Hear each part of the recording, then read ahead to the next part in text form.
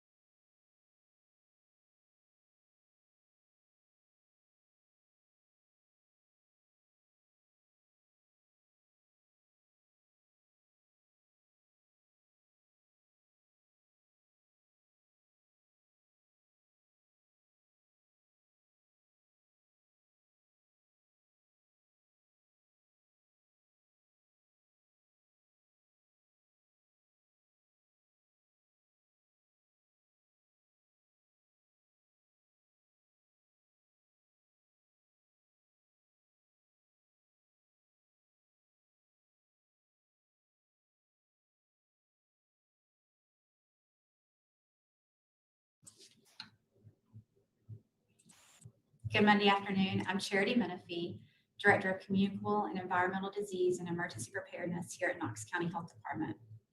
Our moment of gratitude today is dedicated to individuals who are living life the best way they can while practicing the 5 core actions. Specifically, we've seen several people having picnics in local parks lately. These picnics are made up of small groups in lawn chairs or on blankets, and they're spread out at least 6 feet away from each other, enjoying each other's company. This is a great way to socialize while not putting yourself or others at risk. We encourage folks who want to gather with friends and family to do so in a safe and thoughtful way like this. Maintain at least 6 feet of distance and wear a mask if that can't be done. Each media briefing from here on out, we are going to talk about ways that you can practically put the 5 core actions into play in your life. We know it might be awkward and uncomfortable to ask your loved ones to wear a mask or stand 6 feet away, but if that expectation is set from the get-go, it's a little bit easier. As a reminder, beginning Wednesday, we will conduct our COVID-19 testing at the Jacob Building in Shohowee Park from 9 a.m. to 3 p.m.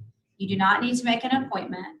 Testing is at no cost to the individual. However, if you are insured, please bring your card so we can collect your insurance information for the lab to bill your insurance. There may be a couple of days where we have to conduct our testing at another location, but when that happens, we'll be sure to let you know, make a public notification. As a reminder, if you get tested, you need to quarantine until your results come back. However, regardless if you've been tested or have symptoms, we all need to be following the 5 core actions. As we've said before, testing is not prevention. The 5 core actions are prevention. Please continue to implement these in your everyday life. We cannot let our foot off the gas. Just because we want it to be over doesn't mean that it is. This virus is still very present in our community, and the only way we can slow it down is by working together and all doing our part. And now we'll move into the local situation. Since March, we have had 4,111 confirmed cases of COVID-19 in Knox County. Additionally, we have 131 probable cases. 1,947 of our cases have recovered, giving us 2,256 active cases. We have 114 new cases since yesterday's report. 196 individuals have been hospitalized at some point in their illness, and 31 Knox County residents are currently hospitalized. And we are sad to report an additional death due to COVID-19, bringing our total to 39. Our thoughts and prayers are with the loved ones of these individuals. And I'll open it up for questions. All right, please go ahead and type your questions into the chat feature, and please remember to type your name and the media outlet and which you're affiliated with. From Paul with WBIR, we are already hearing from some bars that they do not plan to close. Who will enforce the Board of Health's order in this situation? What will that process look like? So there's several places that can be related to that and involved in the enforcement piece. So we'll be working very closely with our environmental health division here and the city of Knoxville and their codes and enforcement folks, as well as some others. And what we always do, and the plan is always going to be first step, is to make sure that we start with education. We never go in outside of COVID if we're having an issue with an outbreak in a facility or a restaurant or a bar or anything like that. We never go straight into strict enforcement. So at first we're going to be doing education for those folks and explaining what it looks like and what that needs to what needs to occur with that. And then after that, if there's still concerns and challenges and insistence to stay open, then we'll follow our normal processes that we follow. It's kind of outlined in the order, if you look at that, to follow up with those businesses and follow all of our normal public health processes we can do for organizations. We talked about those a lot before, I think. Paul's follow-up question was, are you relying on tips from the public or monitoring specific locations? Mostly, probably a little bit of both, but we will follow up with complaints that we get and investigate those as we move forward. And I see, Jamie, you have your hand raised. If you want to go ahead and type your questions into that chat feature, we'll be happy to ask your questions out loud. Let's see, the next question that's typed in is from Megan with WVLT. Can you talk about the evidence that contributed to the decision to issue the ordinance to close bars? Well, I think there was a lot of national discussions that were happening with that. The White House Task Force, that was one of the recommendations from that, looking at areas across the country where more cases were being seen. And it's basically looking at the risk in those situations. So close contact, you know, it's hard to wear a mask when you're drinking and close proximity to people and all of the things that go along with that. So that was really where a lot of the discussion points came from. And making those recommendations based on those areas and the numbers of young people that we're seeing increased cases with. That was probably one of the factors as well, and that's happening across the country also. Let's see. Alan asks, Charity just reported 114 new cases, but the bar graph shows 104, which is correct. We can go and confirm. Yeah, we'll double check. I thought when I actually looked at it myself, it said 114, so we'll double check that. From Laura with WATE, when it comes to the mask mandate, how many enforcement actions have been conducted in this last week? I do not have any of that direct information in front of me. We'll have to follow up with you on that and get back to you. From Paul with WBIR, how is it determined whether a business gets more than 50% of its revenue from alcohol? That'll be a discussion that the folks that are doing the investigation and talking with the businesses have, and they have ways that they can provide that information. I'll be honest, I don't work on the enforcement side, so I can't give you all of the details on that, but I do know that'll be part of the discussion with the businesses when they're talking with them. From Laura with WATE, can you give any details on the newly reported death? Today's was a 69-year-old man. And do I need to go ahead and do the over the weekend? Saturday, we had 2 additional deaths since we reported Friday. One was a 66-year-old man, one was a 51-year-old man. And then Sunday reported out 3 deaths, an 81-year-old woman, a 78-year-old woman, and a 55-year-old man. From Brian Hornback, is the executive meeting still happening today about the lawsuit? I do understand that media and public have no access to this meeting. I'm not on the board, but as far as I know, it is still happening today. From Megan with WBLT, why has there been no formal public announcement of Wednesday's public forum? I believe that the information was released via Mayor Jacobs' office this morning via a media advisory. From Paul with WBIR, the state says contact sports and TSSAA can start practice today. Is this a good idea? And how can players in contact sports realistically stop the spread? You know, it's very challenging. We do ask that everybody follow the guidance put forth by TSSAA and all of our local recommendations to implement the 5 core actions whenever they are out in public, and making sure that when they're not there, that they're doing it you know, outside of football and everywhere else they can. But, you know, we also ask that the families are making the best decisions that they can for their children moving forward as well, and for their families. And so making sure that everybody's aware of the risk and the concerns and implementing those actions as much as they can moving forward. From Claire with WUOT, can you give any details about the child who is currently hospitalized with COVID? I cannot. We don't speak on any specific individual cases. From Vincent with the Sentinel, so far the Knox County Health Department has declined to comment on the number or circumstances of COVID-19 clusters. Could you explain why? Well, as we said from the beginning, we don't talk about clusters or individual cases unless there's a reason to do so. That we have not been able to reach out to the people that have been identified as close contacts. And again, a close contact is somebody that was around a potentially infectious person for less than 6 feet for more than 10 minutes is the definition that we use. And so far we've been able to do that. And when we can't do that, we will make announcements if we need to. From Megan with WBLT, have any clusters been connected to any Knoxville bars, restaurants, or other businesses? We've had cases associated with lots of businesses, including restaurants and bars, but typically that is not a place where we're seeing at this point. We haven't had clusters where the public was impacted. Typically, it would be either employees, maybe just like it could be anywhere else, and there's been some cases that way, And we have had people provide us say that they've been to a restaurant or a bar or any other myriad of places, but not any clusters identified around this, or where we're having a lot of different people identify that. Now, to qualify that, our information is as good as the information that we get from the individuals that we talk to, so from those cases. And we know that, and that's where we also look at the age demographics of where we're seeing spread and kind of general behavior that we're seeing and things that they're telling us when we look at the full picture of what we're concerned about at this point. So it's definitely, those things are high-risk activities, but no specific clusters or anything at this point. From Claire with WUOT, do you believe yesterday's lower case count is representative of the days KCHD wasn't testing last week, or an actual drop in new cases? I think it also could just be a blip of when we got lab reports in. It's really hard to know and base anything on one data point on one day. It could be but as we've said before, our testing volume is a fraction of what's happening across the community. And so there's a lot of things that could play into that. So if we continue to see a downward trend, that will be promising. But again, we don't put a whole lot of stock into one day and one data point.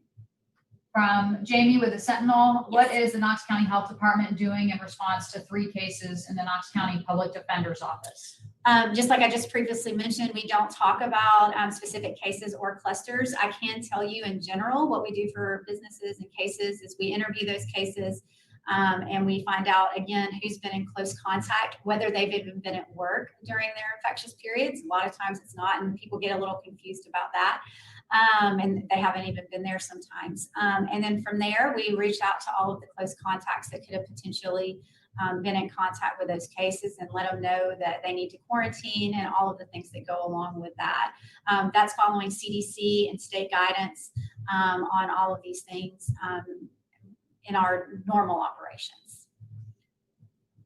From Vincent with the Sentinel, is a global pandemic of a highly contagious disease not enough of a reason to outline what context you are seeing clusters? At this point, no. I mean, everybody, we're again trying to protect individuals and businesses' privacy when they're doing everything that they're supposed to do. This is a common practice that we have. There's community spread happening everywhere, so it's really hard to 100% nail down a location. And following the trends and the guidance of what we're seeing from other public health jurisdictions across the state and the country, this is the information we feel comfortable providing at this time. Also from Vincent with the Sentinel, you said that your contact tracing team is capable of tracing all of a case's close contacts within 48 hours of a case report. Has this changed?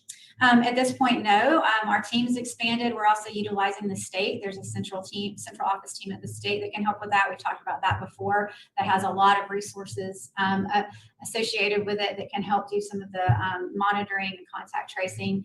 So at this time, we are still able to reach out to the people that the information that we've received from the individual cases.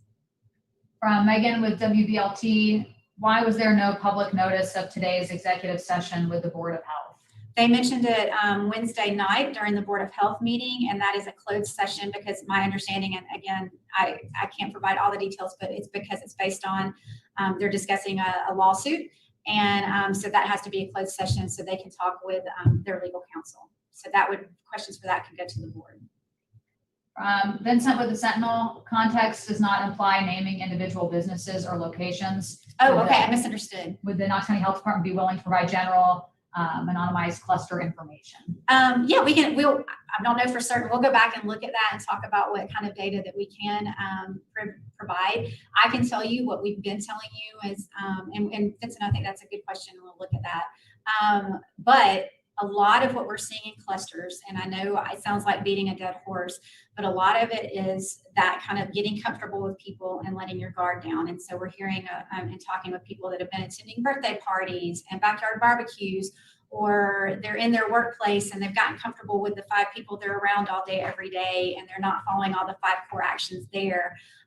There's a lot of different things, and that's what we're seeing a lot of. And I think you're hearing more. I heard some news articles this weekend on the same, or some news coverage this weekend with folks saying the same thing.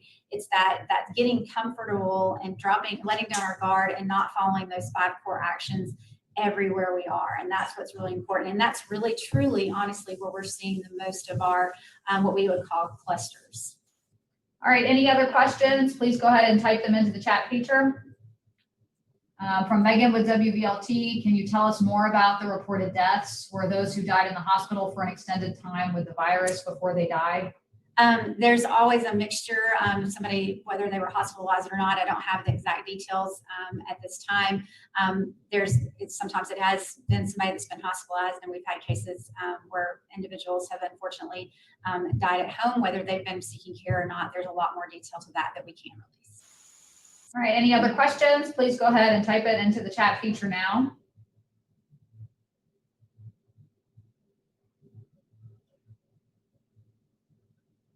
Megan, I see that you said to clarify a previous answer. I'm not sure if you had something coming after that. Okay, to clarify a previous answer from Megan with WVLT, no cases of customers have been connected to bars. I'm not aware of, and again, we're not going to go into a lot of detail here, but I'm not aware of, we've had cases mention that they have been in bars, yes, or restaurants or whatnot. We're not seeing that there's a single bar cluster that's been identified at a certain location at this point in time. And we're not seeing clusters of cases that identify the same location, if that makes sense. So there's across the board, the same person might say they've been to a bar, into a restaurant, into the gym, into work, and all of those things. And there's not a single converging point that we've identified at this point. Hopefully that makes it a little more clear. From Jamie with the Sentinel, does the Knox County Health Department have any enforcement power to ensure that Knox County public office holders are properly sanitizing taxpayer-owned offices and buildings? I am not aware of all of the plans and policies they have in place in all of the buildings. We've been recommending that they follow the Tennessee Department of Health and the CDC guidance on disinfecting, and I know that in the Tennessee Pledge, all of those things on what public buildings should be doing. But I think that would be a good answer, or good questions from them as far as our authority. If there was outbreaks in those areas, that there was something along those lines, or infection control principles or something like that that weren't being implemented, we could follow up with that.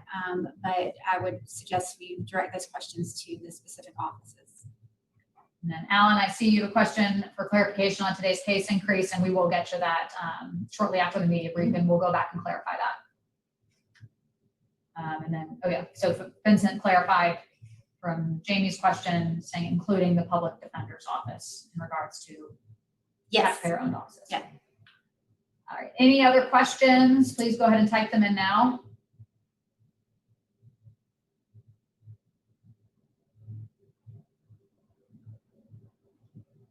All right, not seeing any other questions come in, so thank you all for joining us, and we will see you again on Wednesday. Have a good and safe rest of your day.